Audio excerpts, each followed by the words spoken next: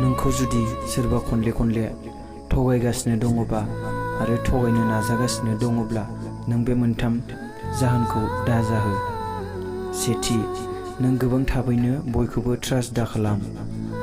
नैथि, नों नोंनि इम्पर्टेन्ट खोथाखौ बयनोबो दा खोथालाबाय।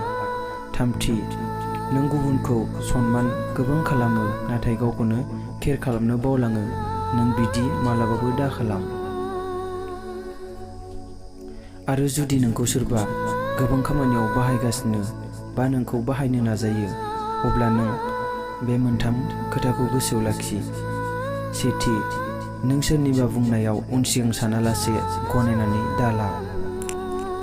आरो नैथि, नों मानसिफोरनो एसेबां नांनायनि बांद्राय सम दाहो।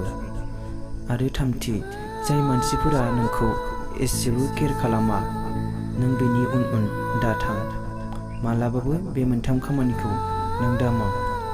भिडिअखौ नायनानै मोजां मोनदोंबा शेयार खालाम, लाइक खालाम आरो कमेन्ट खालामनो दाबाव।